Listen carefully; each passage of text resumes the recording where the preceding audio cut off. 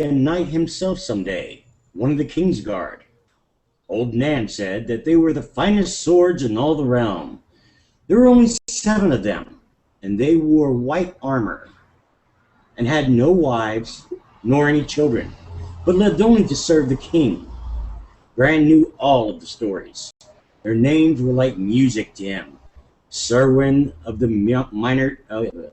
Serwyn of the Mirror Shield, Ser Arthur Redwine, Prince Aemon the Dragonknight, the twins Ser Eric and Ser Eric, one with an E, one with an A, who had died on one another's swords hundreds of years ago when the brothers fought sisters in the War of the Singers that the singers call the Dance of Dragons. There was also the White Bull, Gerold Hightower, Ser Arthur Dayne, the Sword of the Morning, and of course, Ser Barristan the Bold. That quote's very telling. Describes the duties of the Kingsguard while simultaneously showing the level of reverence they inspire. It tells us, in a nutshell, they're an elite group of bodyguards who, for defending those with royal blood. You can see from the fact that this is a Bran quote that a lot of young boys aspire to join the Kingsguard, something they grow up dreaming of. Especially by second sons, those who know they're not going to inherit. People that, those who don't have as much of a future laid out for them by being the firstborn of their father. Oh, yeah, I bet a bunch of them change their minds when they hit puberty, though. I'll just be a regular knight. Yeah. No wives? I don't think so. What? No women? What? Yeah. Well, once again, we want to welcome you all to another History of Westeros podcast, a podcast dedicated to A Song of Ice and Fire book series by George R.R. Martin, as well as the TV show Game of Thrones on HBO. I'm just one of your hosts. I'm Steve, a.k.a. the Friggin' Italian, here in Los Angeles. Out here in Atlanta. The nerdiest city. The nerdiest city in the country. We just found that out. Atlanta won some sort of top 10 list, so take that, folks. Co-host me, Aziz here, and Ashea on my left, as usual. And in this episode, we're going to delve deep into the history of the Kingsguard. It is a spoiler-free episode. We're going to be going through several important historical eras and looking at how the Kingsguard changed, evolved, and of course, lots of individual stories of bravery and heroism and all that fun stuff. Oh, yeah. We're going to go, so basically it'll be the who, the what, the when, the where, the why, all about the Kingsguard. We're going to turn over every stone we can. So basically, the Kingsguard was founded by Aegon the Conqueror, actually. It was a concept of a royal bodyguard. It's nothing really original, but he had just recently adopted the Faith of the Seven as part of the legitimization of his authority. So he decided to set his Kingsguard, I should say, at a total of 7. So he has 7 Kingsguard. And this has continuously existed since the conquest, which has been about 300 years now. Yeah, and that means that one of those men in Bran's quote, Serwyn of the Mirror Shield, actually wasn't in the Kingsguard. He was a mythical hero that existed far before there were even knights, so he wasn't in the Kingsguard. But the Kingsguard is historically, it's comprised of 7 knights, but there's one notable exception in Sandor Clegane, the Hound. Mm-hmm. Yeah, more on the Hound is our podcast will be covering Houses of Mormont, Tarley, Cassel, and as well as the Hound's house, the Cleganes. One of those 7 knights is also the Lord Commander of the Kingsguard, and it also should be noted that they actually serve until death. This is a lifelong commitment, regardless of sickness or health, or even loss of a limb. They will serve until they die. Another member also takes on, if somebody becomes invalid or helpless or unable to do their duties, another member will take on their duties as long as they live, and until somebody else be appointed to replace them, and they can't be replaced until they're dead. So, And we know that the members of the Kingsguard don't hold land or have children or marry or have any worldly allegiance except to the monarch. But they're also a sworn brotherhood. So given what Steve just said about how they help the older members, the ones who have been crippled or otherwise are less capable of doing their duty, they help each other out. So it is a bit of a brotherhood. They kind of see each other as blood in a sense, but ultimately their duty is to the crown. The example we gave before in the quote from Bran about Sir Eric and Sir Ark killing each other is a perfect example of that. They were actual brothers, twins in fact, not just brothers of the Kingsguard, but when it all came down to it, you know, they ended up on opposite sides. They had to fight each other. So that's the way it goes. Yeah, and so unlike everyone else, the Kingsguard doesn't have to kneel for the king, and because they have to remain vigilant at all times. They can't protect the king if they're down on the ground. Yeah. They're also the only ones permitted to wear blades or carry weapons in the king's presence. And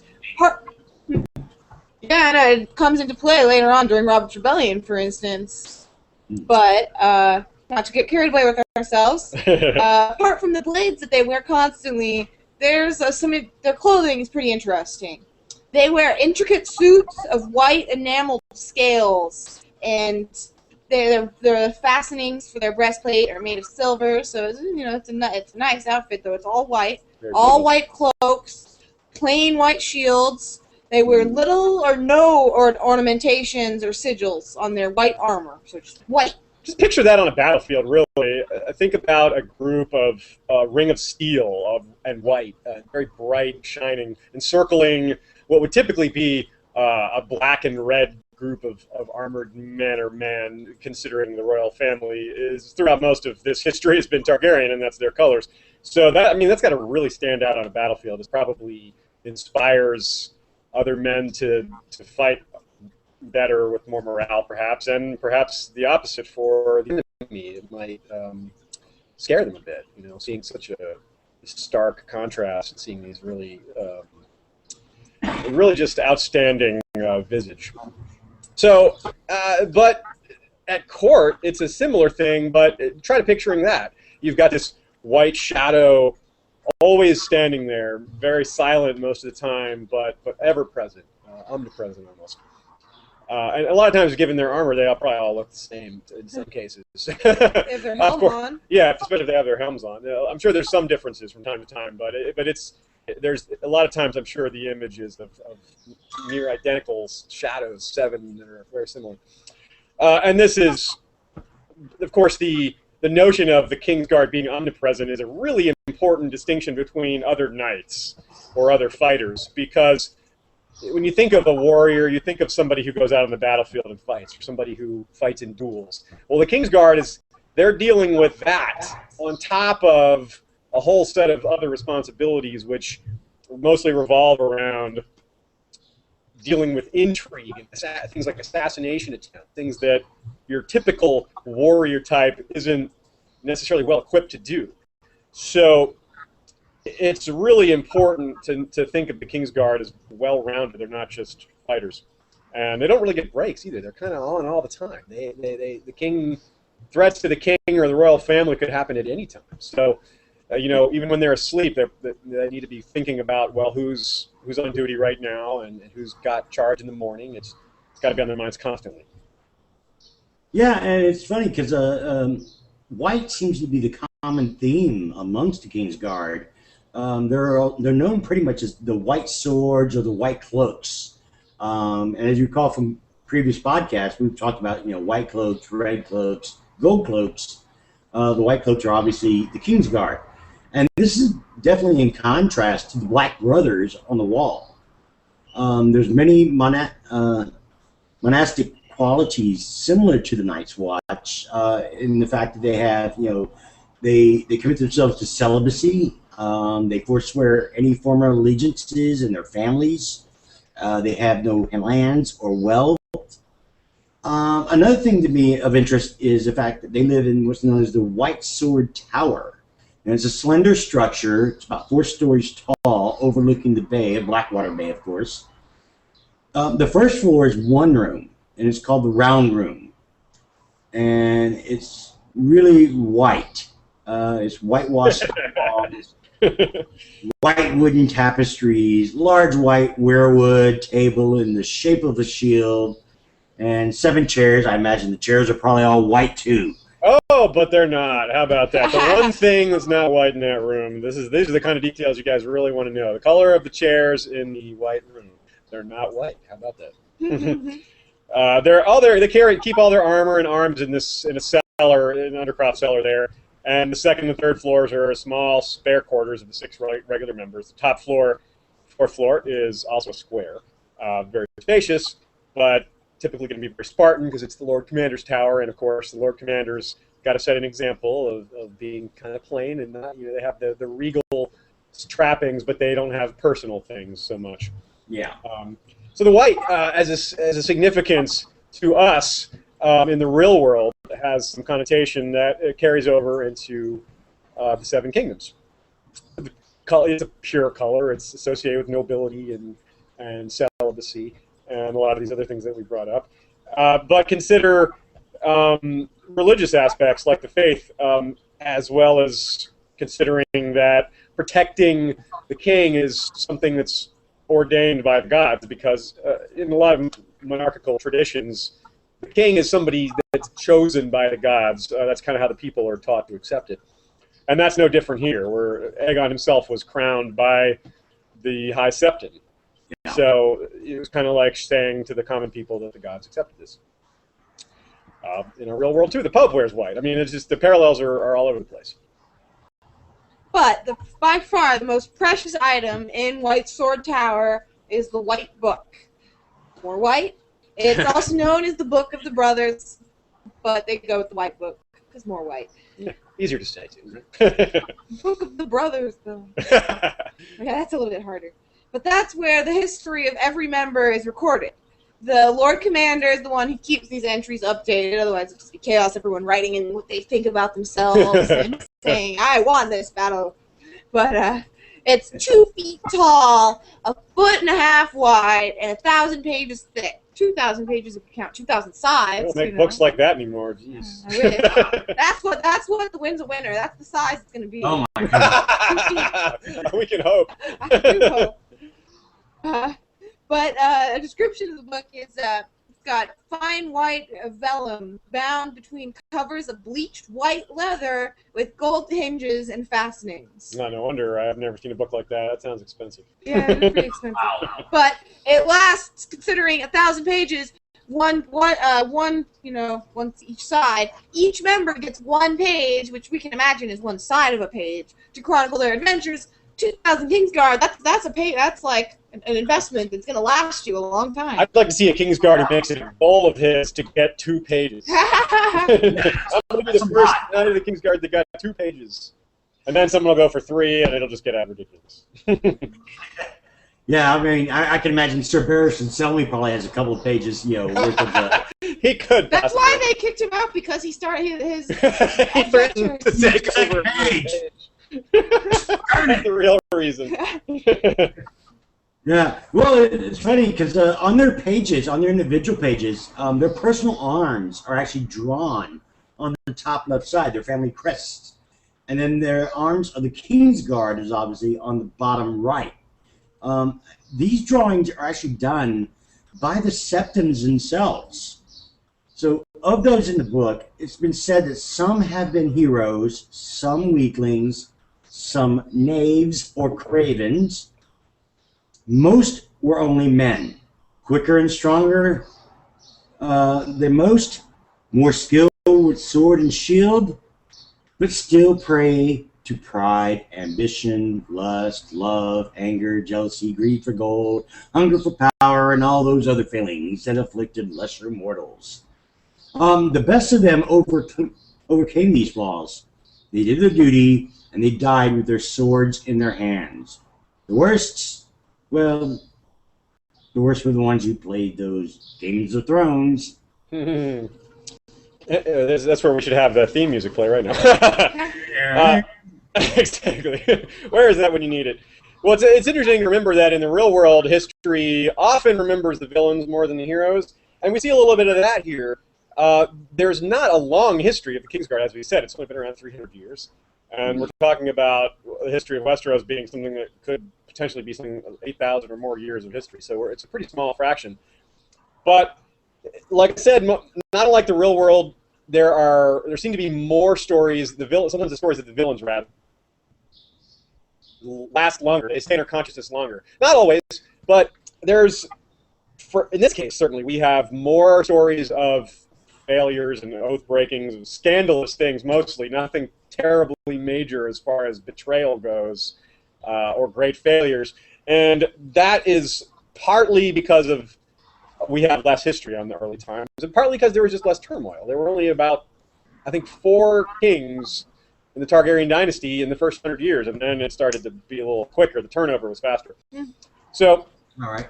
It seems that most of these names that we have from earlier are rather the positive ones are from the ones that are more recently, and the negative are from the past. So, yeah, with that in mind, let's talk about some famous oath breakers. Uh-oh.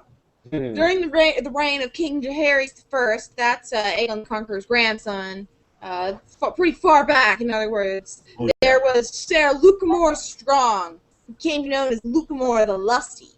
He not only broke the vow against marriage, he broke it 3 times. Wow. I don't know if he broke that 3 times at the same time. Did he have 3 wives at the same time? Or did he just... Wow. But he also proceeded to break the oath against fathering children. Not only did he marry 3 times, he fathered children with each of his 3 wives. He was eventually gelded by his own brothers and sent to the wall, where maybe he's one of the people that goes down to Molestown pretty often. A lot of the listeners just crossed their legs. I bet. A little more there. He got 3 wives. He was definitely a man hooker. So I figured once he had 3 wives and all those children, what could he possibly need that paying for anymore? Well, and with that in mind, there's also another man. He was Sir Giles. I'm hoping I pronounced that right. Giles or Giles, who earned the nickname Greycloak for his treason. The familiar Sir Boris Blum, who embarrassed himself, and this happened in the Clash of Kings, and this would be in season 2 of the show. And if you don't recall, he's the one who actually surrounded himself during a fake attack while protecting the Prince Tommen. This is after Joffrey was out of the picture. He was stripped of his cloak by Tyrion, but given it back by Tywin when they actually needed to replace the absence of the Hound. This would have been when Tyrion was sending Tommen out of the city to be protected before the Battle of the Blackwater, just in case things went badly. Yeah.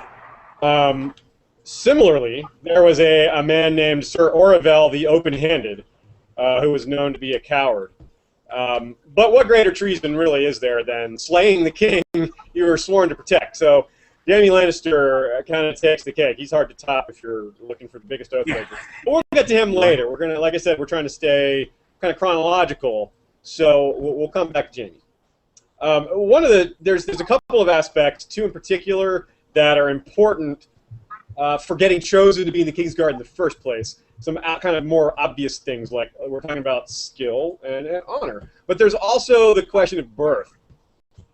Despite some notable exceptions, most Kingsguard are highborn. They come from well-known families. The ones that get training to be so skilled. Exactly. That's a huge part of it. People coming up, when you come up as a child in a castle, you get to fight with a sword. You get taught by a master at arms, possibly by your father and your older brothers and your other family members who have been doing this for a long time. But not everybody. Right. They pass these skills down from generation to generation. Common folk who rise to this level are even more impressive than you might think. They're overcoming far more than just their birth. Think if they were raised in a castle. Yeah, it'd be incredible to think of some of these, say, Red Robert Flowers, Sir Addison Hill, and Sir Duncan the Tall. All 3 of these guys became Lord Commander, and they were bastard born. So, yeah, like Ashaya said, imagine if they'd had real training when they were young. These guys could be mentioned alongside some of the biggest names of all time. So let's move on. Yeah, and we'll definitely be more on Sir Duncan the Tall later on. Yeah. But a read through of the names we have shows a very high percentage of noble surnames. Yeah. So along with the goats, a term I had never heard before, but is apparently a real term. Yeah, well, we're using it to refer to oath breakers and bad guys. Apparently, Yeah. So along with the goats, we have what we are calling vague heroes, a term I have heard before. Heroes. Okay. A guy who might be the polar opposite of the Kingslayer was Ryam Redwine.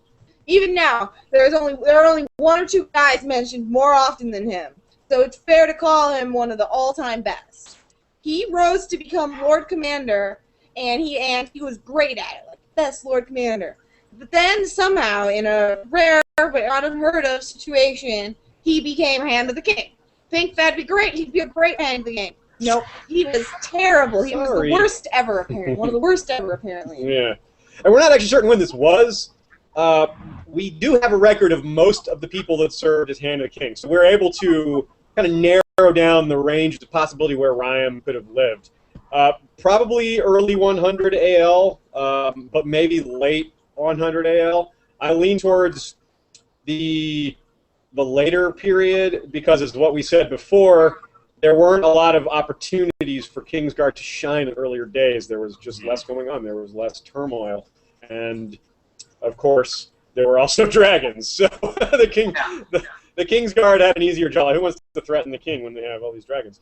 So we tend to think, as a group, I suppose, that Ryam Redwine lived. His heyday was around 180, 190 AL. But that would have been before the Blackfire Rebellion, though, because we don't have any names. We don't have any mention of him during that period. So Blackfire Rebellion 194. So we're going to say in that area, right before that. But also, like I said, it could have been in the first part of that century. Anyway, we don't want to get too bogged down in that detail. Yeah, and AL, of course, stands for Aegon's Landing. So when we say like 100 AL, that's 100 years after Aegon's Landing. Right. So that would be 100 AL is 200 years ago from the start of Game of Thrones. Yeah. And so this is perhaps why we don't hear many of the great deeds of Kingsguard from back in the early days. There is that passage of time, but there's also the implied lack of threats with, the fact that they did have dragons. And a name heard almost often as Ryam Redwine is the Demon of Derry. Very intimidating name. Yeah, it's a very colorful name. But other than that, he came from the House Derry, a house noble for his loyalty to House Targaryen. We really don't know much of anything. The term demon does make us think, though, that he was particularly feared, and probably not a very nice guy either. Maybe not. Yeah, some of the other names that we hear that we don't know quite when to place them, but they're very evocative names, let's say, are the Great Heart. I don't even know who he was, really, but how the Great Heart. Just a cool name. That's all we have. Jeffrey Never Yield Norcross. I didn't give up, I suppose. Michael Mertens, the White Owl. Mm-hmm. And I like to imagine that Long Tom Costain, who served for 60 years, did so in this era when the Kingsguard wasn't challenged so much, when they still had dragons. I was just to interject that must mean that he served until he was about 80, at least, and possibly later. That's just kind of unheard of. Either that or he was born. Yeah. Mm-hmm. There's also Alan Connington, the Pale Griffin. He's a former Lord Commander. He's pretty highly regarded, though we don't actually know when he served. Another famous Lord Commander that we do know quite a bit more about was Kristen Pole, who's also known as the Kingmaker. Yeah. Instead of executing the king's will by crowning his daughter Rhaenyra, Cole crowned Prince Aegon, making him King Aegon II. This, of course, led to the Dance of the Dragons, which we have a whole episode about. Yes, we do. One of our earlier episodes. An episode we're going to have to redo when the new The Princess and the Queen novella comes out. Exactly. We've got some fun redoing that one. So this Targaryen Civil War, the Dance of the Dragons, while it was going, it became a difficulty for the Kingsguard. you've got two different legitimate royal claimants. Whose side do you take? You can't really... it's hard to say that one is correct and one isn't, especially much later when a lot of the details are lost. So this is going to cause some Kingsguard to be labeled simultaneously as hero and traitor, based on who they fought for. And of course, the ones who are most remembered as heroes tend to be the side that won. So yeah, I think Rhaenyra was the. I think so too. The king decides who succeeds him. The will said so. Who cares That's about right. Andal custom? They're Valyrian. Exactly. I agree with that. But this is, of course, when the aforementioned Ser Eric and Ser Arik fought. One of them supported Princess Rhaenyra and the royal will. The other supported Aegon II, Andal Custom, and his Lord Commander. But they both died, so yeah, what are you going to do? Yeah. And of course, Lord Commander Cole didn't survive this war either. It was extremely bloody, and it didn't do good for him. did good for Aegon. Yeah, I suppose, but he died too. not too long after. Jumping far ahead in time, just for a minute, we're going to stay in chronology most of the time, but some of these examples are just too similar, and we had to throw them out there. We're talking again about the scenario of what happens when you have multiple kings. Very familiar scenario for us, the War of the Five Kings itself. A lot of Kingsguard parallels, not actual Kingsguard. Robb Stark didn't name a Kingsguard. As we said, that's an Andal custom, sort of. It's a Faith of the Seven thing. Robb coming from the north, worshipping the old gods. It's not the kind of thing they would just jump on and do for themselves. Same thing with Balon Greyjoy, who crowned himself. No reason for him to name a Kingsguard. That doesn't seem like that seems very un-Ironborn-like to have sworn defenders. It sounds very like, whew, that sounds like something weak. But Renly had a Rainbow Guard, and it's Not a notable. rainbow guard in the show, though. No, It's too controversial. Rainbow is clearly a gay symbol. Yeah. It's not. It's meant to symbolize the faith of the seven, which they have different colors Right. for each of the different things. And I guess George didn't actually mean to do that. It seems like quite a coincidence that Renly, who's considered gay, that he has a rainbow guard, but He didn't. George actually said, yeah. he said he didn't mean to, but it's quite a coincidence. He said that Renly just really liked bright colors, and so he decided this is what he liked to do. I don't know. I think he's backpedaling on that one, but Maybe. yeah, I mean, yeah. Of the Rainbow Guard, though, we had obviously Sir Loras Tyrell in the books. You know, Loras joined Joffrey's Kingsguard at the time of Marjorie's wedding, and this kind of a little spoilerific. Yeah, we figure that might be slightly spoilery, but if it's going to happen, it may not happen in the show at all. If it does, you know, it's already happened in the books. I don't think it's a big deal. So yeah, sorry, and if you remember correctly, he's also the one that gave Sansa the Rose, and I believe it was the first or second episode of season 1. And in the latest episode, Sansa had a discussion with him where she was just fangirling all over the place. He does not remember at all. Of course. He has no clue. Yeah, I mean, that was just his last episode. But of course, he's broken. I did? Oh, okay. Yeah, he's a little sad. Yeah, I'm kind of wondering if maybe Renly's Rainbow Guard should be called the Queen's Guard.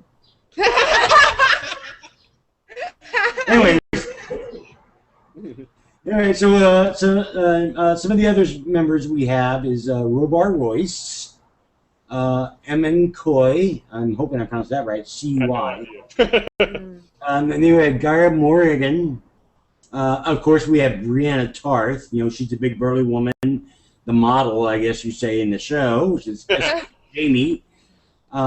She clearly got that position because Renly waived the requirement of what it takes to be a knight, because she's a woman. And then, of course, we have Bryce Caron, and then Carmen Crane. Yeah, he's got pretty well represented. One funny thing I want to throw in there is that also doesn't happen in the show, but it's an interesting moment in the books. Eamon Kai, or Eamon Coy, whatever his name is, and Robar Royce are killed by Sir Loras when he sees that they have failed to protect Renly. When he arrives and sees them lying there, he kind of goes berserk with grief and kills them. So after the assassination. Yeah, immediately after. They didn't bother to portray that in the show. I can understand why, but it's an interesting little tidbit. Mm-hmm. And so Daenerys also has a Kingsguard, or a Queensguard as it's called. She obviously has Jorah Mormont. She has her Blood Riders. In the book, she has 3 Blood Riders. In the show, she killed Ricardo, I guess because he probably had to do some other shows. He's getting more popular. So they killed Ricardo off. So in the show, she only has the first 2, Ago and Jogo. And now, Barristan the Bold, we're going to talk about him soon. But also in the books is an interesting, it's not a spoiler because he's not happening in the show. Barristan brings a man with him called Strong Belwas, who's sorely missed by all fans. Strong Belwas was a pit fighter, so great warrior. Yeah, we're all really kind of sad he's not going to be in the show. Sad, but oh well, what are you going to do? I really expected to see him. Yeah. But Strong Belwas eventually does join her Queensguard, giving her a total of 3, 4, 5 people in there in the books, and 4, I guess 3 in the show. That leaves a spot or 2 open, depending on how you interpret it. I wonder who those other 2 will be. If you folks have some ideas or wishes of who you'd like to see in Dany's Queensguard, post them on our Facebook wall or tweet them at us. But getting back to the Dance with the Dragons, that's how we started this particular thread of discussion, and it had a huge effect. We mentioned that one of the important things made the Kingsguard's job much easier was dragons. That was a huge thing. And after the Dance of the Dragons, within a few years, really, after that, there's technically 1 or 2 dragons still alive, and they were babies, and they were kind of irrelevant. Within that short time frame, anyhow, there were no more dragons. That dramatically changed the Targaryen dynasty and their outlook for the future. Oh, yeah. Immediately, this started to play out. There were rebellions aplenty in the 170 years that have followed the Dance of the Dragons. There's tons of them, and before that, we can hardly name anything. Part of that is the things being lost to history. Part of that is George not writing that for us yet, not telling us. But more so, I think it's just because there wasn't as much for the Kingsguard to do. They just didn't have enough drama to deal with. Who's gonna rebel against a guy with a dragon? Yeah, like seriously, except for another guy with dragons, which is exactly what happened. Yeah. One particular example is King Maekar I, who died in battle at around 232 AL. He fell in battle to an outlaw lord, which most people just assume is a Blackfire lord, because the Blackfires were still a problem having been a problem about 40 years before that, and were still a problem for another almost 30 years after that. So it's an assumption that a lot of people make. But George has explicitly said that no, it was not a Blackfire rebellion that Maekar died in. So certainly the Kingsguard would have been ashamed of that. But it's very noteworthy. They allowed the king to die in battle. But that's very noteworthy because it's the first time that we know of that a king fell in battle. And when I say that we know of, there isn't much room for us to be wrong about that. We know how nearly all the other kings died. There's a few possibilities, but remember also that there were fewer kings. The kings tended to have long reigns. Now we get to the point where Maekar was only king for a little while. Before that, and it's just a bunch of shorter reigns. So basically but if you sum all that together, you have more rebellions. That means more battles. That means more glory for the Knights of the Kingsguard. And the most glorious of all the Kingsguard in history, perhaps, is Prince Aemon, a Targaryen himself, named after, or rather named, Maester Aemon was named for him, rather. He was known as the Dragon Knight. This is due to his extreme skills. He gained this nickname, and because of all the dramatic events that he played a part of, you'll see that he was just a part of kind of everything, every kind of dramatic story you can be a part of. He found a way to be a part of it. His life was marked not only by achievement, but also by drama and a lot of things that really make for good stories. Yeah, it's I wonder if George shouldn't go back and write just about him. That'd be great. Yeah, I mean, it's like, if they had their own soap opera, it'd be called As the Stomach Turns. So, with all that in mind, he is probably, we're going to say it, the most famous knight in the history of the Seven Kingdoms. Just from a outside of the box kind of perspective, if you look at the ebooks, if you just search for Prince Aemon the Dragonknight, his name comes up a lot. I mean, really, like, for a guy that died a while ago and who doesn't factor in the storyline at all, his name comes up a lot. It's really kind of interesting. Yeah. He joined the Kingsguard at age 17, one of the youngest people to ever join it, you know, second to Jaime Lannister and... Roland Darkland. Yeah, Roland Darkland, that's right. Wow. So, very young age. He was already an amazing fighter. He was low in the succession at this time. You got to realize that at this time, there were a lot of Targaryens. There were a ton of Targaryens. He was fourth in the line of succession, fourth in the line being like, three of those four people could have kids that would supplant him. So he could easily go for more than four to, you know, way back. So, like, three of those, there was young Daeron the Young Dragon, Baelor the Blessed, and then his father, King Viserys, was before him, and then his brother, of course, Aegon the Unworthy. So all of those people could have had kids, but as it turns out, quite a few of them didn't. So all four of those people actually ascended to the throne because the King Viserys became King Viserys. So Prince Aemon served under 4 different kings. Yeah, and it's funny because he actually wielded the ancient Targaryen blade known as Dark Sister, which was previously wielded by Aegon the Conqueror's sister, his sister wife, I guess, Visenya. And this is that's the same one that Arya speaks of to Tywin in the show at Harrenhal. Yeah, you're right. Yeah.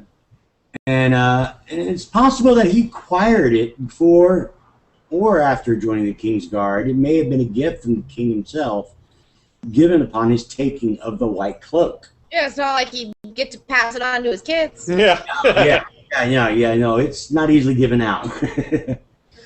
Since he was eventually named Lord Commander, it appears that he was quite a capable leader. He fought in the conquest of Dorne, helping his cousin, King Daeron I, unite Westeros, at least for a little bit. The conquest was brief, and Dorne was soon in revolt. This young dragon was also unable to subdue the Dornish a second time, and ended up losing 40,000 men in the process. Although it could be 40,001 with King Daeron himself dying. Yep. Mm-hmm. Olivar Oakheart, a.k.a. Olivar the Green Oak of the Kingsguard, died alongside the king. But Aemon the Dragonknight survived. We're not really sure how, or maybe he wasn't there. That seems unlikely, because he did get captured. We're told that he was at one point suspended over a pit of vipers. But this actually appears to be a metaphor for a pit of vipers. So it could be that he was literally hung over a pit of vipers. That seems kind of like Bond villain-esque. It seems kind of a weird thing to do. Why not just kill the guy or throw him in, or I don't know. It's a strange thing to do to such a heroic figure anyway. But in any case, the part about him being captured is not metaphor. He was certainly captured at some point. It seems likely, like I said, that he was captured at the same point when King Daeron was killed, but maybe he was incapacitated or just overpowered and disarmed somehow. Fighting somewhere else. They may have wanted to capture him specifically because he has a lot of value as a hostage, and that certainly played a role when his cousin, King Baelor, now ascending to the throne now that King Daeron was dead, he negotiated peace with Dorne. Baelor the Blessed was all about peace. The guy, he wanted to replace the ravens with white doves because this guy was crazy. Yeah, he was crazy. He apparently walked the Boneway, which is this harsh mountain pass and going into the deserts barefoot as a way of atoning for his brother's attempted conquest of Dorne. And he managed this walk. Apparently, his feet probably got pretty messed up. Yeah, I imagine. But it worked. Ultimately, maybe the walk, I don't know if that helped. But ultimately, he did negotiate peace with Dorne, and he did negotiate the release of his cousin, the Dragon Knight. That may have been an important bargaining chip for the Dornish, saying, hey, this guy, we know how much he means to you. We know he's a sacred guardian of the faith guardian, guarding the king and all that. He's got all this sacred duty. So it's pretty easy to see that Baelor would value him, not only because he's kin, but also because he's this, holy warrior. The way Baelor sees these things, not a stretch at all. Yeah, but we hear no more acts of Baelor, sues for peace, gets Aemon back, and then we hear no more of him during Baelor's reign. But that's not so surprising because Baelor just wanted everything to be peaceful. So it's pretty unlikely that any big battles would happen there. We don't even think that he allowed tournaments. Probably not. And Aemon wasn't picking any real fights, but as we said, he lived through 4 kings, so we heard about 1 king, nothing during the second, nothing really during Viserys. But then, by the time his brother, Aegon the Unworthy, took the throne, there are some interesting things that happened there. See, Aemon was said to be in love with his sister Nerys. And Nerys was set to marry Aegon, and so it's said that Aemon cried during their wedding. Yeah, and we really don't know if they actually had an affair. It's widely believed, though. Whatever the case, though, the Dragonknight certainly loved his sister Nerys deeply, and he went to great lengths to protect and even honor her. In one particular instance, after Nerys was insulted, Prince Aemon entered a tourney as a mystery knight named, appropriately enough, the Knight of Tears. And he actually won the tourney and chose Nerys to be the ceremonial Queen of Love and Beauty. And that's, when the knight rides up and hands a flower to the prettiest girl in the audience or whatever. Mm-hmm. And what Aemon was apparently worried about was that Aegon IV, the king at the time, and his brother, and also we should repeat his nickname, the Unworthy, because he was a terrible king. He was a bad guy. Treated people. He did whatever he wanted, which usually was sleeping around a lot and having Oh my God! So he was apparently going to name one of his mistresses as the Queen of Love and Beauty instead of his wife Nerys. So Aemon got wind of this and decided to take action. And because he was such an amazing badass, he actually won this tournament. So there you go. But getting more dramatic and scandalous, a frequent natural extension of a royal affair, or the rumor of a royal affair, is the question of parentage. So, the question of parentage in Aemon the Dragonknight's situation is particularly huge. Remember that who he was rumored to be having an affair with was the Queen. We think of it as his sister that he was in love with, but this is also the Queen. So, when Daeron II, later known as Daeron the Good, King Daeron, not to be confused with Daeron I, the young dragon, he was the first son of Aegon the Unworthy and Nerys. Maybe. Maybe he was fathered by Prince Aemon instead of Aegon the Unworthy. Detractors claimed that Prince Aemon could not have fathered a bookish man like King Daeron. That was a big part of what caused the rebellion. Some people sided with Daemon Blackfyre not only because he had the sword and these other reasons, but because he was a badass, and Daeron was like a bookish a big-bellied little guy that liked Dornish things, and that was a lot of the court didn't like that. Mm-hmm. So this in a sense kind of started the ball rolling on the Blackfyre Rebellion. Yeah, but Prince Aemon never lived to see the Blackfyre Rebellion. Sometime before, during Aegon the Unworthy, you knew what was going to happen. Aegon, he said he lived through 4 kings. Oh, yeah. Aegon the Unworthy. But at some time before the Blackfyre Rebellions, during Aegon's reign,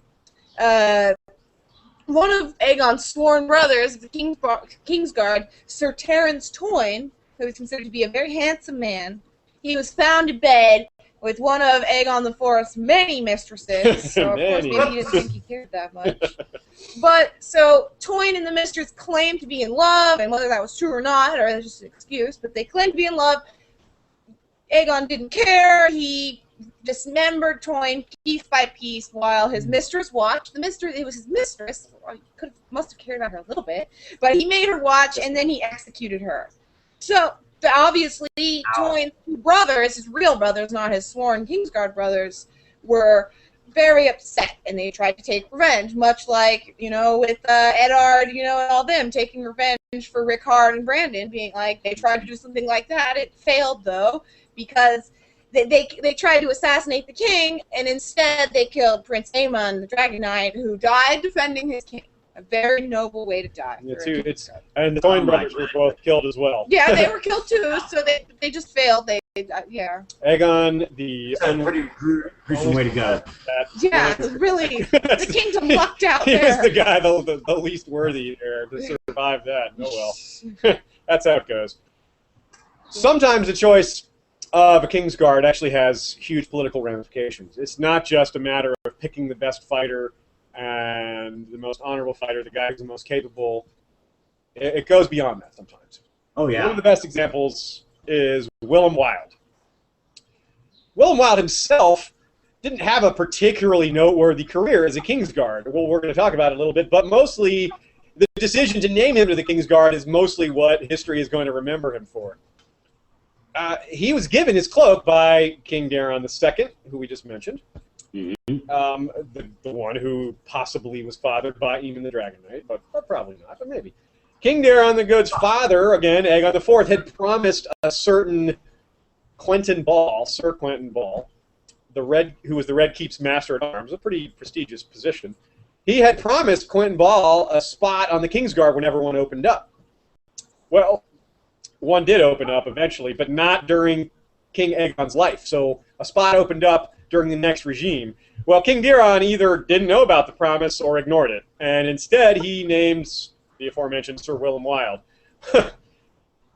That didn't work out so well. Yeah.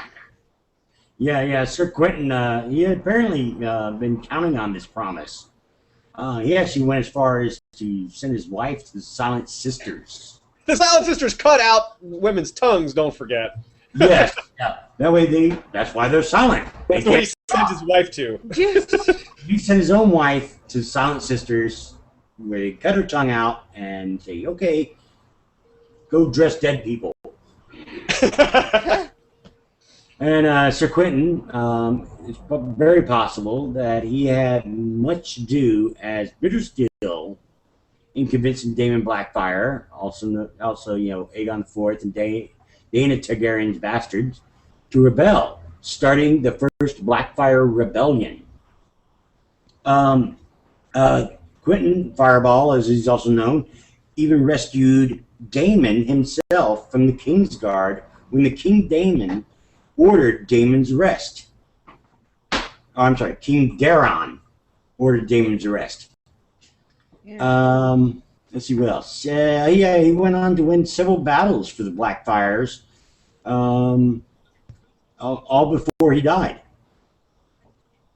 So, as for Willem himself, it's unknown whether or not he served under another king. But Daeron reigned for 25 years and died during the Great Spring Sickness. So it's pretty probable that he didn't. But he did serve a long tenure. He survived the Blackfyre Rebellion and was still alive over 12 years later.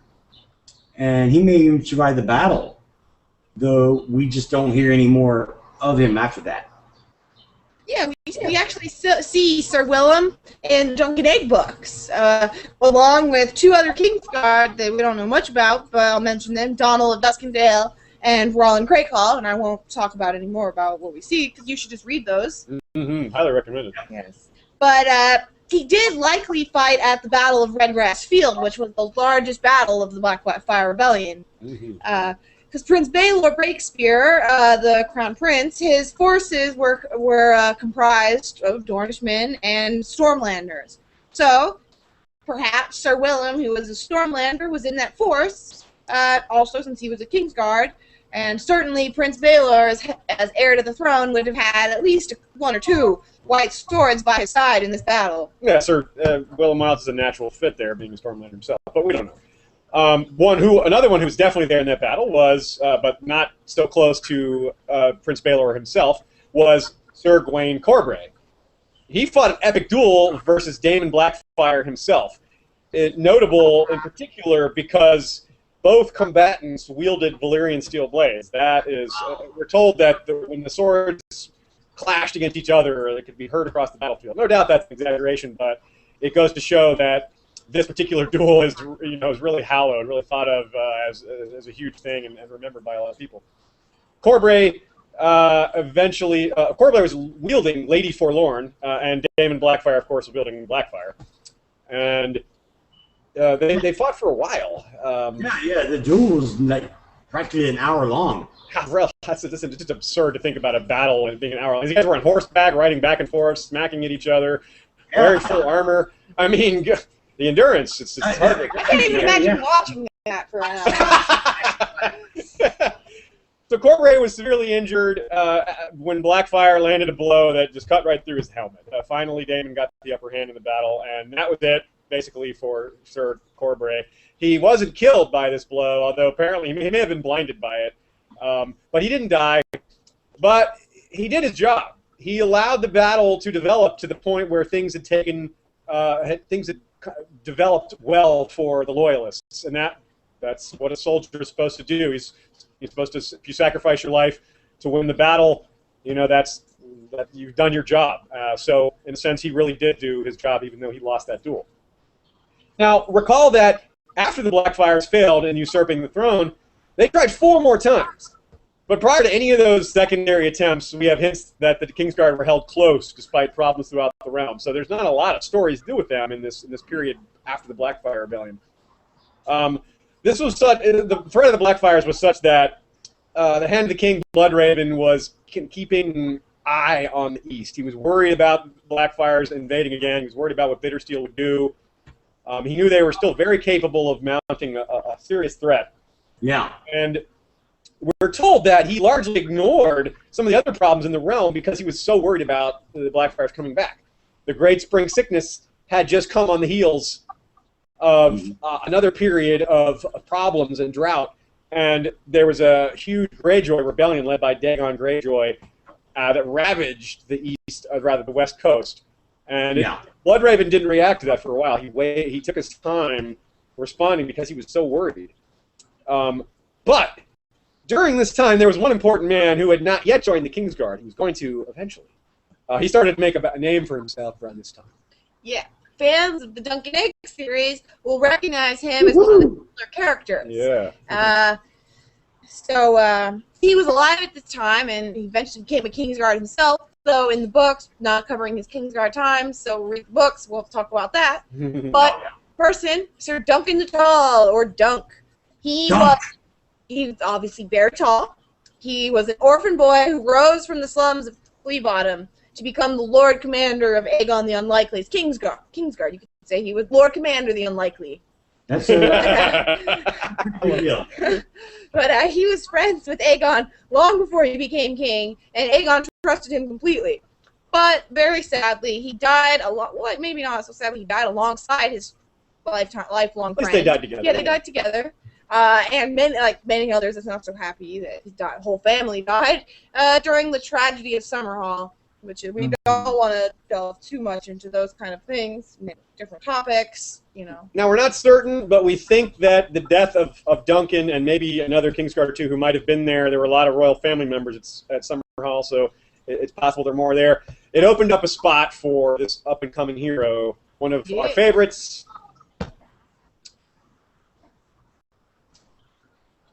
Well, yeah, we have Barristan Selmy, also known as Barristan the Bold, and those who watch the TV show, he was the one that was kicked out of the Kingsguard by Joffrey, or Danny, or technically by Cersei. He was actually the one who actually jousted against Prince Duncan the Small, who gave him the name Barristan the Bold. And this was at the age of 10. Because he was 10 years old, he actually entered this tourney and competed. He was, of course, disguised, but not very well. The armor on him barely fit. And he couldn't even keep his lance up, to compete. But he didn't let that discourage him, even though he's 10 years old and this stuff didn't fit him. By the time he was 16 years old, 6 years later, he managed to unhorse both Prince Duncan the Small and Lord Commander Duncan the Tall, which is no small feat. And this earned him his knighthood. Small and tall feet. That's a small, yes, that's true. But this earned him his knighthood, and then pretty shortly later, within a few years later, he fought in the War of the Ninepenny Kings, which was when Maelys the Monstrous, Maelys Blackfire, he was the last of the Blackfires. We talked about him before in our last episode, actually. I'll say again, he was a huge, monstrous man who supposedly ate his twin while in the womb. Clearly not the case, but he had a twin. He had a second head and a huge upper body, and just monstrous-looking man. So not the most pleasant person to fight, even if he wasn't that skilled. So Maelys teamed up with these other 8 men in Essos to help each other accomplish their goals. To take over these certain cities and eventually conquer Westeros. The Band of Nine. Yes, the Band of Nine. Yep. And so Barristan ended up fighting Maelys in single combat while in the Stepstones, which are a chain of islands that lead from Dorne to Essos. You can see right here, the Stepstones right there, a little chain. Barristan killed Maelys, though, and ended the male Blackfire line. Mm-hmm. So Aegon V, once again, the king at the time, he won this war. But shortly afterwards, the aforementioned tragedy of Summerhall occurred. So that killed not only Aegon, but Lord Commander Duncan. And that's why we believe that the spot was open for Ser Barristan. Because he took the White shortly after the war, then maybe 6 months to a year of the war ending. Right, so it fits pretty well, because that's also probably roughly when Summerhall happened. So now, Gerold Hightower, known as the White Bull for his extraordinary strength, he's a big guy, he was named by the new Lord Commander, he was named the new Lord Commander by King Jaehaerys II, who took over for Aegon V, and that's when Barristan joined the Kingsguard as well, roughly. So, like I said before, it's possible other Kingsguard died during the Summerhall tragedy. We're not really sure, but It would have been guarding. It seems not unlikely. We don't really know, though. Yeah. But Ser Barristan, just an amazing fellow. We've already talked about a couple of amazing things he did, and it just goes on and on. We're not done yet. Oh yeah, I mean the thing about Ser Barristan, there's a great quote that shows his value, and that's quote unquote. Ser Barristan was the Lord Commander of Robert Baratheon's Kingsguard. Tyrion reminded pointedly. He and Jaime are the only survivors of Aerys Targaryen's 7. The small folk talk of him in the same way they talk of Serwyn of the Mirror Shield and Prince Aemon the Dragonknight. What do you imagine they think when they see Barristan the Bold riding beside Robb Stark or Stannis Baratheon? Or Danny. He didn't consider that at the time, did he? But, of course, he hardly knew she existed, probably. So, the realm of the reign, rather, of Jaehaerys is... There's not a whole lot we can speak to there as far as deeds of the Kingsguard. But Barristan the Bold is still around when Aerys took over, of course. And here's where we get to a really fantastic story, the Defiance of Duskendale. Lord Darkland of Duskendale refused to pay taxes. He wanted a charter, wanted more rights for his people. What insolence. Yeah, really. Aerys was trying to be a strong, independent king at this time because this is around the time when Tywin had been around for a while, and he had really overshadowed Aerys, and Aerys was kind of jealous of how well Tywin was doing the job. So Aerys wanted to kind of do the job himself a bit. So Aerys took a couple Kingsguard, 1 or 2, and marched an army up to Duskendale to deal with it himself. And should have taken Tywin there, buddy, because Lord Dennis managed to capture Aerys, and Lord Darkland's Master at Arms, Simon Hollard, actually killed Sir Gawain Gaunt, who was one of the Kingsguard at the time. At this, the Dun Fort is the name of the fort overlooking the town of Duskendale. I really this like is where that name. the Dun Fort. Yeah, it's pretty cool.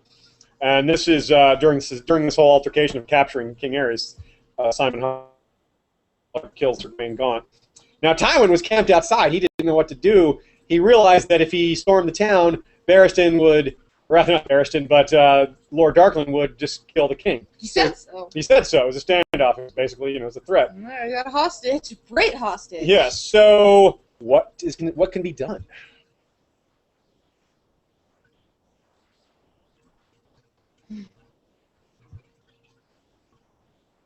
Steve?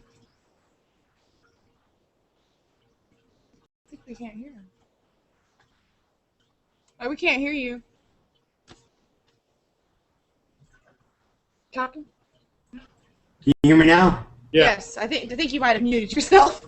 Yeah, I did. Okay. No So problem. this is the point where we come back to Ser Barristan. And all of his great deeds, this is perhaps his most impressive one. Tywin actually decided that he had no choice but to storm the town. But Barristan the Bold persuaded him that a covert operation was probably worth the attempt. Barristan snuck into Dunfort under the cover of darkness, where he slew Simon Hollard, avenging his brother Gwaine Gaunt. At some point, though, he did take an arrow wound, but he was able to still free the king from the dungeon and escape with both of their lives. That's some serious ninja action commando stuff right there. That's just... How did Joffrey give this guy up? I mean, really. I know, right? So in the aftermath of all of this, Ser Barristan pleaded for the life of little Dantos Hollard, and Aerys let him live, as he could not refuse his savior. And of course, this is Sir Dantos, the drunkard, who appeared at Joffrey's name day in the TV show. He's the one that was slobbering around and was almost executed on the spot until Sansa actually stepped in and said, "Oh, no, you can't." And he was like, "What? Can't?" And the Hound actually backed her up, I should say, and said, "No, it's bad luck to actually execute somebody on your name day." even if you're going to execute them with wine. So he goes, "Oh, well, we'll do it tomorrow." So, although he did execute every other Hollard and Darkland, however, ending the Darkland line. And House Darkland's extinction is particularly significant in Kingsguard history, as they had 7 members of their house selected to wear the white cloak. That's the number one all time. They can outfit an entire Kingsguard with their family members. Around 5 years later, after the Defiance of Duskendale, in around 281, there were some outlaws operating out of the Kingswood, and you know where the Kingswood is. Obviously, it's very close to King's Landing. South of King's Landing. Yeah, you know. So they were kidnapping several nobles, and they just kept evading capture for a little while. I wonder who they kidnapped. Actually, we don't know that. But so Aerys decided to send some soldiers, led, of course, by Kingsguard members, to take care of this Kingswood Brotherhood, they called themselves. Notably, Jaime Lannister was there, but he was just a squire to Lord Sumner Craycall, along with a Frey. He wasn't quite a Kingsguard member yet. No. So, Aerys dispatched his Kingsguard there. Notably, at least there might have been a couple more, but the ones we know of, the ones that distinguished themselves, were Barristan Selmy, Lord Commander Gerold Hightower, and Ser Arthur Dayne, the Sword of the Morning. The Sword of the Morning is a title, not something that he achieved for himself specifically. It's not given out commonly, but it's any member of House Dayne worthy of it gains that title, and of course they get to wield the great sword Dawn as part of holding that title/office. Dawn itself, forged from the heart of a falling star. We mentioned that on some previous episodes, but it's just so cool that why would we not say it again? Ser Arthur Dayne was also Prince Rhaegar's closest friend. Keep that in mind throughout the rest of this narrative and throughout later, because that's going to be important. He was considered a peerless warrior, perhaps the best fighter of his generation. George R. R. Martin tells us that Barristan Selmy versus Arthur Dayne is a toss-up.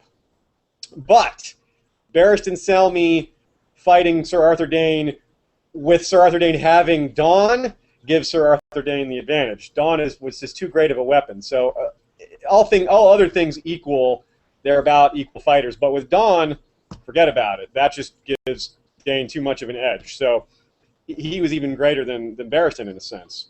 Also, he was younger, so that's part of the issue. They didn't exactly have they didn't coincide, their 20s didn't coincide with each other. So, but it's interesting to point out that the fact that he's the best fighter of his generation, we get that news not just from a lot of people, but from specifically from Jaime.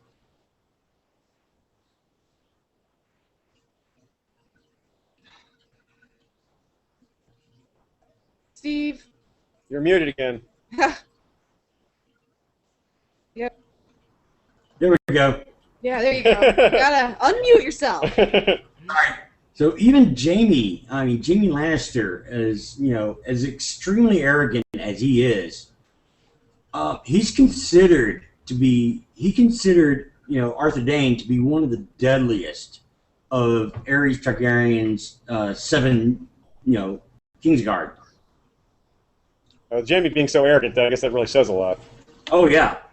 So Ser Arthur Dayne was also honorable. He was known for being honorable and very disciplined. He set exacting standards for those under him, but he was very fair. He wasn't a guy that took charge and was imperious. He was a guy that took charge and was thorough and maybe a bit of a disciplinarian, but he was also fair. Yeah, it's pretty likely that would have succeeded Gerold Hightower as Lord Commander. And this is evidenced by, Gerold actually ceding command to him when he was wounded. And this occurred during these same efforts to put down the Kingswood Brotherhood. Sir Gerold was kind of shot in the hand by an arrow, apparently by Ulmer, who is still alive. Ulmer survived the fall of the Kingswood Brotherhood and wound up on the wall. He's still around even now. So that's pretty cool. That guy's still around. But anyway, the wound to Gerold, his sword hand apparently took him out of action, and Ser Arthur took over. Arthur brought many of the small folk living in the Kingswood under the king's protection, which undermined the support for the Brotherhood, because the Brotherhood were sort of championing these small folk, sort of like Robin Hood, robbing the rich and giving to the poor. The small folk of the Kingswood were sort of underrepresented. Maybe not unlike the people in Duskendale, I don't know. But normally, when the royal forces come through an area, they can just take what they want in the name of the king and say, hey, give us food, give us supplies, give us shelter, because the king owned everything. But Arthur went about it in a different way. He took from the small folk, but he paid them for what he took and for their services. And this started to shift public opinion away from the Kingswood Brotherhood back towards the royals, and especially towards Ser Arthur Dayne specifically, because he was treating them really well. And when you treat people well, it tends to be a circular thing. They started to treat the Kingsguard and the royalist forces well, which further undermined the support for the Kingswood Brotherhood. They were really relying on these people. Eventually, Barristan Selmy, Arthur Dayne, and as well as Jaime Lannister, remember, still not a Kingsguard Knight yet, but becoming important quickly. They faced off against several of the most important outlaws in some sort of showdown that they managed to put together. One of these important ones was the Smiling Knight, who was a madman, a chivalrous madman. He was slain by Arthur Dayne after fighting a little bit with Jaime. This guy was cruel, great. Smiling Knight was slain by Arthur. Right, to be clear. Jaime fought him first, and Arthur slew him later. This guy apparently didn't feel any fear. He was cruel. Later in the books, a character refers to him in memory as his generation's Gregor Clegane. Not in terms of how big he was, but just in terms of his personality and how much fear he inspired in people. Also, there was Simon Toyne, who another Toyne related to the Toynes that tried to execute, or rather assassinate, King Aegon IV. They had some bad connotations to them, and they were not as respected after those events. Right, I suppose that they may have been an outlaw house. Like, the Toynes may have been an outlaw house by this point. They may not have had their lands anymore. We're not really clear on that, but it seems not unlikely, considering the other guys that tried to assassinate the king, and this guy's part of an outlaw band. It seems likely at this point the Toynes were out of it. And, of course, there's some Toynes that turn up later in the Golden Company, so they're still around maybe. So, Simon Toyne was killed by Barristan. So that is how he met his end, and Barristan adds yet another notch to his list of achievements. To his page in the white His book. page in the white book, exactly. That's better. Yeah, his belt has probably got a lot of notches in it to the point it's falling off. But not those kind of notches. Being celibate, yes. Oh, well, that's true. Couldn't help myself there. No, those notches go on the headboard. right. So, Jaime, once again, coming back to this, he's serving under Lord Crakehall at the time. He saved Lord Crakehall from an outlaw named Big Belly Ben. Funny name. Yeah, great name, huh? Now, in lieu of his encounter with the Smiling Knight and his fighting of this outlaw who was about to kill Lord Crakehall, Ser Arthur Dayne knighted him shortly after. So, Great person to be knighted by. yeah, it's hard to do better than that, huh? All right. Yeah, Eddard Stark, Ned, he actually said that Sir Arthur was probably the finest knight he ever saw, and that he would have killed Ned if it weren't for Howland Reed. Just to jump in for a second there, too, that means we have Jaime saying he's the finest knight he's ever seen, and Ned Stark saying the same thing. So, Yeah, you got pretty the big. guy who's really honest and noble versus a guy who's kind of arrogant, maybe says what he thinks. Both of them say he's the best. We're gonna have more. And we're Reed, going by the to way. rotate back to.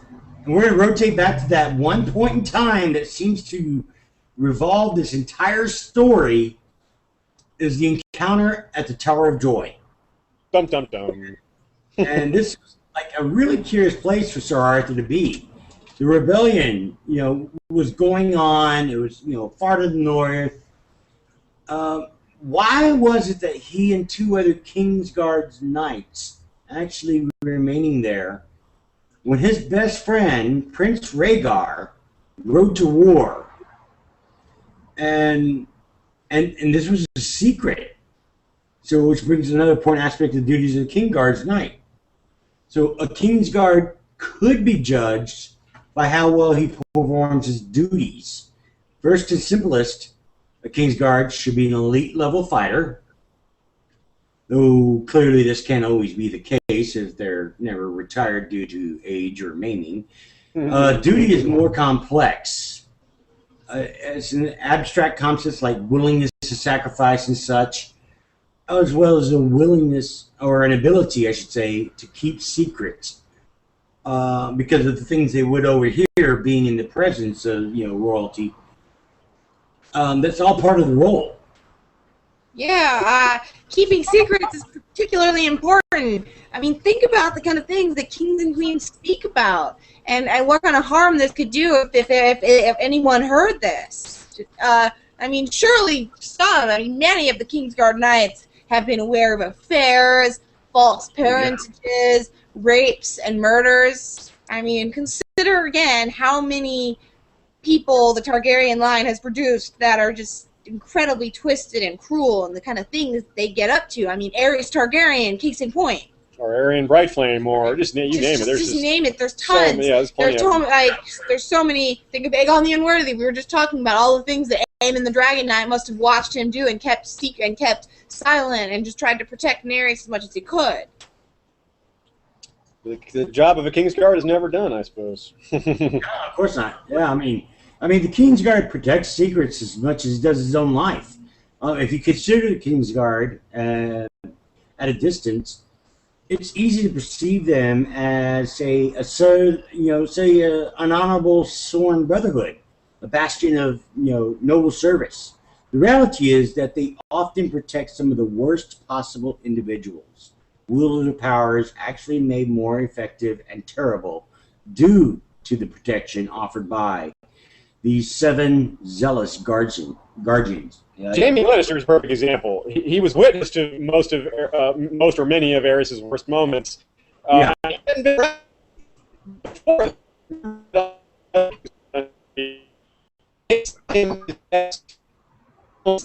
Whoa. Your sound's coming off real bad. Are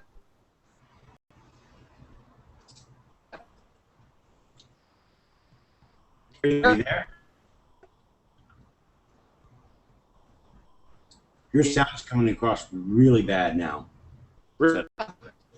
Let me check YouTube.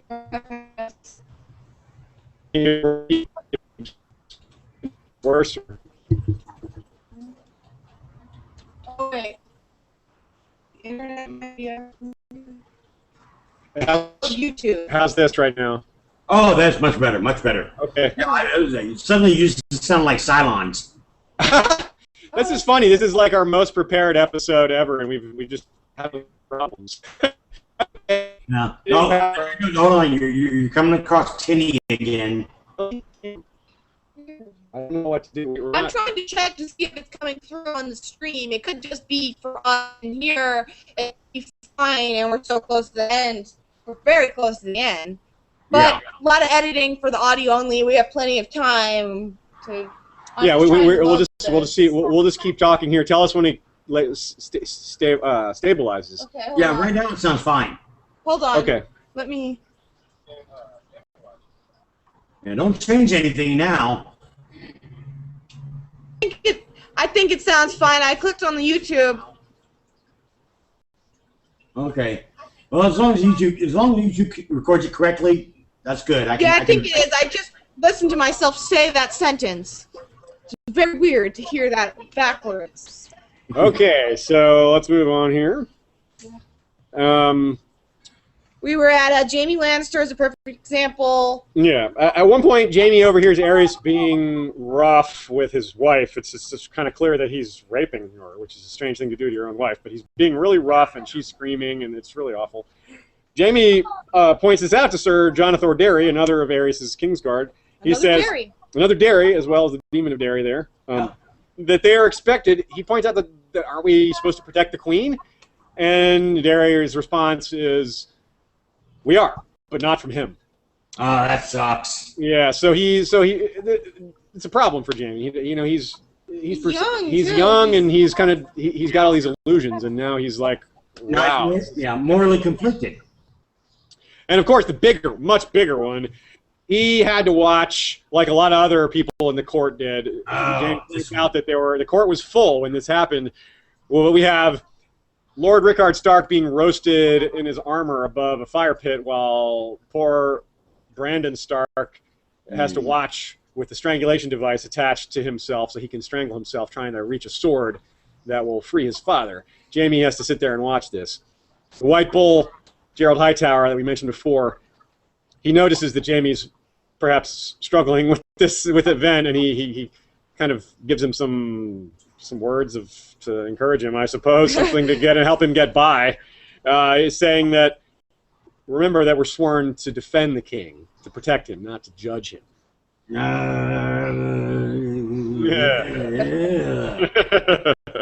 Start on that one. Yeah, that's a dodge there, isn't it? Oh, my goodness. Yeah, that was a horrible thing. Yeah, Jamie, he had been named to Kingsguard shortly after the events of the Kingswood Brotherhood, making him the youngest knight ever to have been named to the Kingsguard.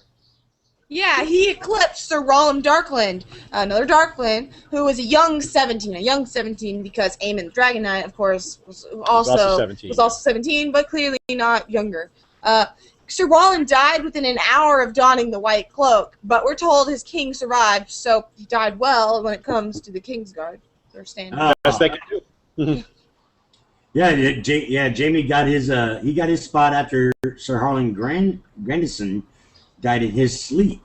And this was a fitting way to die for a scion of House Grandison, whose sigil happens to be a sleeping lion. Yeah, the young lion replaced the old, and just before the tournament of Harrenhal. So Aerys did this as a slight against Tywin, robbing him of his heir, to Castle Rock. Yeah, so here we have another example of a Kingsguard appointment having a significant political impact. It wasn't just naming another great fighter to join the bodyguard. No. Tywin is now faced with Tyrion as his heir, which we just saw that on the show recently. how Tywin reacted to. He did not. He is not going to let Tyrion be his heir, even despite the law and how things tend to work. it explains a lot of his attitude. Why it explains part of why Tywin has this very defensive, very rigid attitude towards Tyrion inheriting Casterly Rock. It actually goes beyond some of the things he said about, I'm not going to let you turn Casterly Rock into your personal whorehouse or whatever. So I actually can't imagine why they wouldn't think that, like, upon the dissolution of the Kingsguard, you know, like, Tywin wouldn't have thought to get, you know, Jaime disbarred from there, but not sent to the wall so that he would get, like, that seems like the perfect spot to get your son back. He was too young, he was under 17, you know, you have to be at least 17. I don't know, it just feels like he could have maybe gotten Jaime, I guess maybe he wanted Jaime there for Cersei. I don't know. it's hard to say. It's hard to say. It seems like Tywin had the ability, basically, to ask anything he wanted of Robert, and he could have said, make Jaime Lannister not be able to be in your Kingsguard. Yeah, that is actually kind of a peculiar thing. I never thought about that. But the end result of Aerys naming Jaime to his Kingsguard was that he got Jaime, but he lost Tywin. And the support of the entire Westerlands as it came. So maybe that wasn't such a good deal. And not too long after, he would dearly need Tywin's support as Robert's Rebellion was about to take place. Aerys had one of the finest Kingsguards of all time, but the political considerations kind of got in the way and maybe helped keep them from being as effective as they could have been. He wanted to keep Jaime close to ensure Tywin didn't join the rebels, so he kind of kept him at the Red Keep while the rebellion was raging.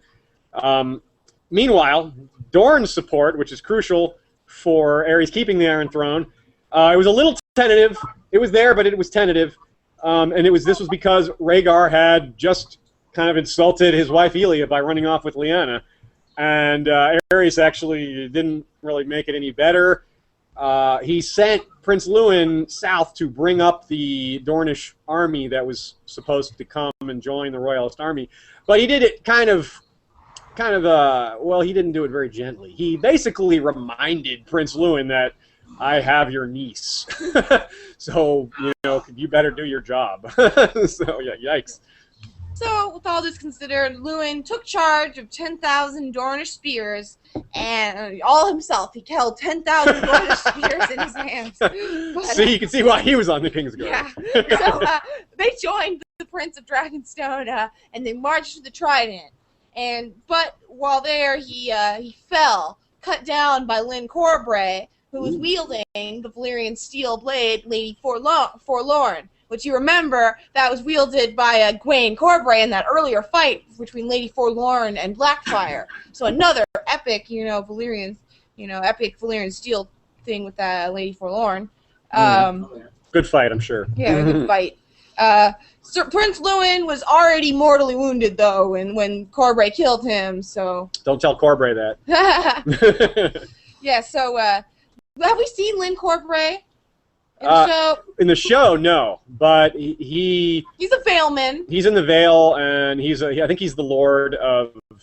Oh, I forget the name of their castle. Anyway, he'll probably appear. He'll probably appear, but so he has a badass Valyrian steel blade. Lewin, though, on the other hand, he was the uncle, as we said, of Elia and Doran and Oberyn Martell. For show viewers, you're about to see a whole lot more of them in the next season. But in any case, it's possible that Prince Lewin's joining of the Kingsguard coincided or was related to Elia's marriage to Rhaegar. Makes perfect sense to me. I mean, that's something we've seen before, or really after. In that, Marjorie has Loras there to protect her, and Cersei has Jaime, though that's coincidence. Yeah. And I'm sure we can imagine that in times of old, when maybe there was a Targaryen king with a Hightower wife, there might be a Hightower in the Kingsguard at that time. They're also all from noble houses, so it's not that strange for them to even be in the Kingsguard, period. And Lewin, of course, he was also, he was the younger brother, he was the third son, so that also makes sense. Oh, no, he wasn't, no. Lewin would have been... He was the uncle of yeah. He was from a different line completely. The heir was Doran, and he was his uncle, so he was... He would have been the younger brother of the ruling princess of Dorne at the time, because remember, Dornish women can inherit. So Doran, before Doran came along, Doran was ruled by a woman, and that would have been Prince Lewin's older sister. Yeah. Right. So he had all the reason to join, basically. Yeah, okay, and... oh, go ahead. Oh no, I was just gonna say, and then we're gonna talk about more deaths at the Battle of the Tridents. More Kingsguard deaths. Yeah, well, I mean, there's Sir Jonathan Derry, who we actually mentioned just a little while ago. He also died at the Battle of the Trident, just sometime after Prince Lewin.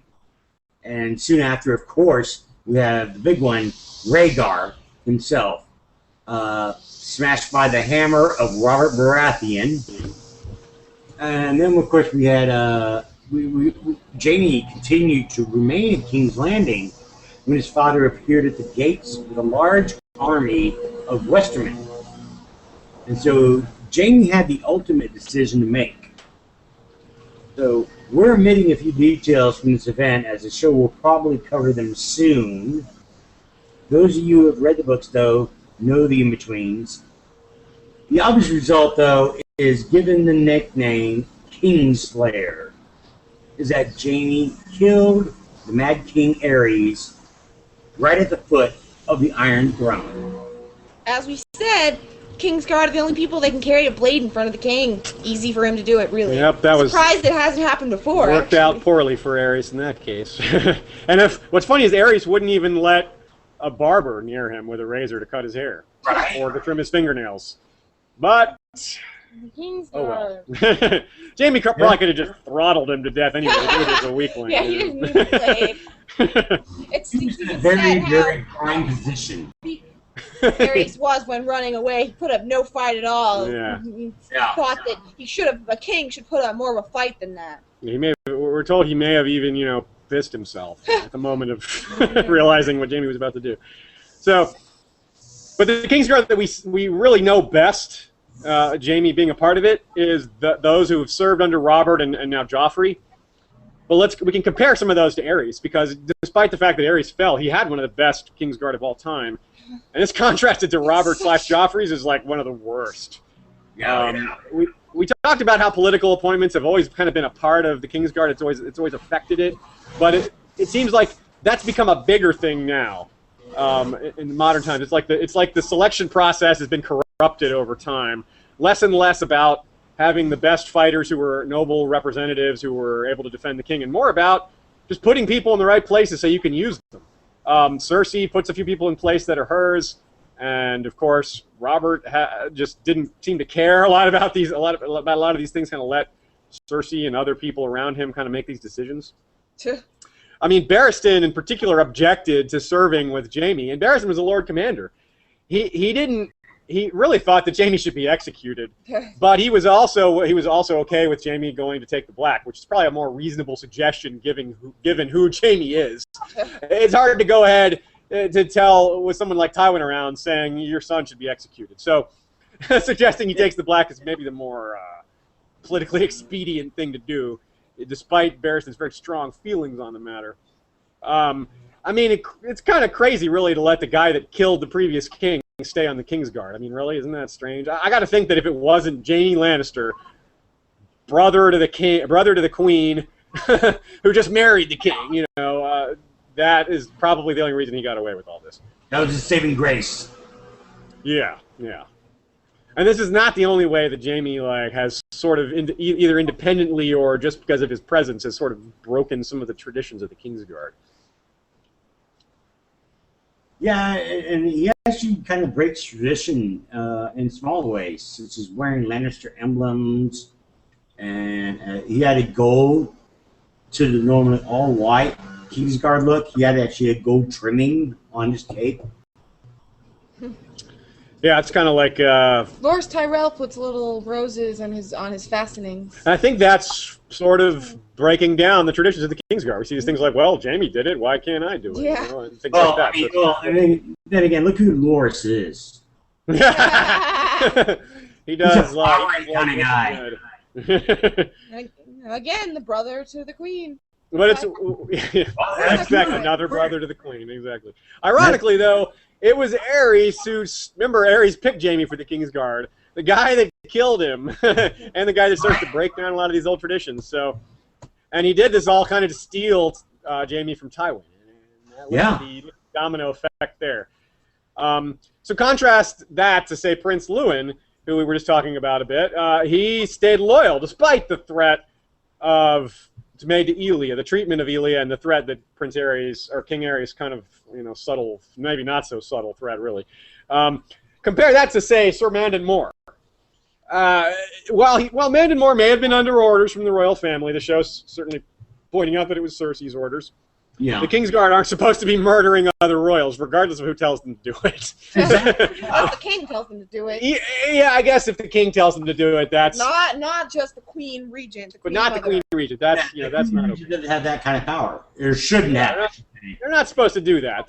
And Sir Mandon shouldn't be going along with it despite these orders, and he apparently just did it. So, and that's assuming that work with a slit face. Yeah, and that's, by the way, assuming that what we've heard is accurate, that it was Cersei's orders. If it was somebody else, I mean, it gets even worse. I'm pretty certain it was. Yeah. Well, but we'll see. Now, Sir Mandon Moore, just to give a little bit of detail about him, well, we don't really have a lot, actually. He comes from the Vale. He arrived on the scene with Jon Arryn, which is a kind of a feather in his cap, because Jon Arryn was a good guy, an honorable man. But Sir Mandon, he kind of has this sort of darkness around him. We're told that he looks like kind of a ghost in a white, especially wearing all white. He looks kind of like a ghost in a shroud. And we also know that he wasn't very popular with the small folk. And typically the Kingsguard knights are popular with small folk, so that's kind of noteworthy. They're usually like, oh, look, it's the Kingsguard. Those guys are, those are honorable, noble guys. They're, they take these oaths that are, people can look up to. They look fancy, yeah. But they don't have any blood on their well, not unless they've been fighting. Sir Mandon Moore, but did not earn that kind of respect, though. So, maybe he was just more corruptible. I don't know. Well, and then we also have Sir Meryn Trant, which everyone will know. He's the particularly bad Kingsguard member. He's actually he's one of the men that actually fought Syrio Farrell. Is that his name? Syrio Farrell? Furio Sorrell. Syrio Farrell, you got it. Something like that. And he also participated in the beating of Sansa. That was in the show, if you remember, when Tyrion came in and said, "What's going on here? She should be your wife," kind of thing to Joffrey. And it was actually quoted to him, "You are no true knight, Sir Merwin," is what she told him. We also mentioned Boris Blum, who was eventually stripped and reinstated. Sansa kind of believes he's the worst Kingsguard member ever. Fattest. He's the fattest. Out of shape. He's just one of those sloppy drunk, whatever. And Boros Blum. Guy that's easy to dislike, really. But the fun part is the man who actually replaces Sir Boris Blum was Osmond Kettleback. He was a hedge knight, according to him, who actually fought in a sellsword company in Essos. And that makes me wonder which one. I mean, because we know of a few sellsword companies in Essos. Gallant men. We don't know much about the gallant men in particular, what they fought for, who they fought for. We know the name, but what does that really tell us? Basically a generic sellsword company. That's what we know. So it wasn't like Golden Company or anything. No, nothing like that. Too prestigious like that. Okay. But there were a few good members in this Robert Joffrey Kingsguard era. Of course, Barristan's still there for a while. Yeah, of course, Barristan's still there for a while. But there's also Aerys Oakhart, who is he's somewhat attractive apparently. But when commanded to beat Sansa, he objects. He does eventually give in, but he hits her very lightly. Just a tap. But he does give in, but not all men can. It would have been killed if he didn't, I guess. So we don't see much of him, however, because he's sent to Dorne with Princess Myrcella to guard her. She's a royal princess. She gets her own Kingsguard, her own sworn sword to guard her while she's down there. in Dorne, which at the time Tyrion was kind of unsure of their loyalty. So this is part of keeping that loyalty. She lucked out on the Kingsguard they sent with her. I mean, she could have only gotten more lucky if Barristan was sent with her. Yeah. With a dutiful man. Another good member during that time was Balon Swan. He was a skilled fighter, not the most skilled, especially compared to all the other Kingsguard members we've just mentioned this whole episode. Yeah. Very, very low compared to them. But it was interesting because he was appointed by Cersei after Sir Preston Greenfield was killed in a riot. Preston Greenfield, he was one of the Kingsguard members who beat Sansa, so perhaps karma. A little karma there, yeah. And it's also maybe Cersei's only like really good appointment. She made a couple other appointments to the Kingsguard, and there were a lot of mistakes and just bad names. But Balon Swan actually regarded as a good choice. Tyrion thinks he was a good choice. Even Varys thinks he's a good choice, to the point where, well, the evidence we have that Varys thought he was a good choice was that he tried to undermine their selecting him to the Kingsguard in the first place. That's your hint there. Varys dropped a few hints that Balon may not be perfectly loyal. But really, it was just that he made a joke at a toast when someone said, "A toast to the king," and Balon said, "Which king?" But that was just a joke, but Varys brought it up. Maybe he was trying to feel out the waters, trying to see if, hey, maybe I can keep them from adding this great guy onto the Kingsguard. But that obviously that little effort didn't work, and Balon did wind up on the Kingsguard. And it's funny because Balon's actually considered to be exceptional with a bow, but he still plays second to Angway. And if you saw the episode this past week, he was the archer from the Brotherhood Without Banners that shot the arrow up in the air and landed almost right where Hot Pie was standing. Yeah. So your family, especially interesting about that. And after seeing Angway shoot, perhaps it's no surprise they actually defeated Ser Balon. Even the very worst Kingsguard know that their duty is to guard the king. Why then did certain key members of Ares the Seven, whose deaths we have not discussed, remain at the Tower of Joy, far to the south, while Rhaegar was fighting the decisive battle of the rebellion? Lord Commander Gerold Hightower, the White Bull himself, went to the Tower of Joy to seek out Prince Rhaegar under orders from Ares. Rhaegar obeyed his father's commands, leading the royalist forces to the Trident, but he ordered the three Kingsguard to stay. Even after Rhaegar died, they stayed. You might think that Ares' death would finally get them moving, but no. They stayed with Rhaegar's lover and her bed of blood. So when Lord Eddard and his 6 companions arrived in search of Lyanna Stark, Ned wondered why they didn't go to Viserys, and he asked. The Kingsguard were adamant, though, being vague at the same time, they were, in fact, upholding their vows by being where they were. But how could this be? What remained of the royal family was far away, and they were making no effort to join them. So how do you figure? But if the bed of blood reference means, as many of us do believe, that Lyanna was giving birth, then we might have our answer. An answer which might reveal that the White Bull, the Sword of the Morning, and Sir Oswell Went died exactly as a Kingsguard knight should, protecting the king and his secrets. Wow, that's amazing. Yeah. So yeah, I think we can just cut it out. We can just end it with that quote, probably. Yeah, I think so too. And I'll edit out the yeah. We plugged other episodes. We started some. We did some intro. So I think this is what we should do. Obviously, we had some technical weird issues. So you can do your editing as normal, and then but before you post it, let us give a run through also, because there seemed like there were so many things that went wrong. We should probably have a couple sets of ears, try to look for the mistakes and stuff. Yeah. You could just re-record actually your beginning. Yeah, you could just re-record that beginning part if you want to do that quote. That'd be that's one option. I mean, if you want to, you don't have to. Yeah, you don't have to. But it seems like it would be easy rather than right at the beginning. You know exactly where it is. Yeah. So do that, and it will help. Like if you can pass it on to us when you're done, and we'll do a listen through real quick and see if we can find anything that you might have missed that needs to be fixed. Okay. And then we'll just go normal from there and just release it. Okay. So what I'll do is I'll post it on TalkShoe for the moment, but I won't make it public. Okay. Cool. Yeah. Oh, so we can listen to it. Then we'll be able to listen to it through we can just log into your Pat TalkShoe account and listen to it there. Yeah. Okay, cool. So maybe we can start on it. Right. We'll just jump on it too then with you and say, hey, this is. Well, no, we need to let you do it first, because if you're chopping stuff out, if we give you a timestamp, it'll be different. Well, for me to edit that, I got to download the whole thing. Yeah, so we'll just wait. We'll wait for you to do your work, and then we'll come back in and do a second edit if necessary. You may get it all, but just because there were so many little problems. What I'm saying is, I have to download the whole thing. So while I'm editing it, you can definitely go in there and say, "Look, timestamp this, blah blah blah, timestamp that, blah blah." You can do that all night long, and cool. So it might take me, all night to do it, but that's fine. Yeah, there's no rush. Certainly the quality over time. So exactly. So I'm gonna end this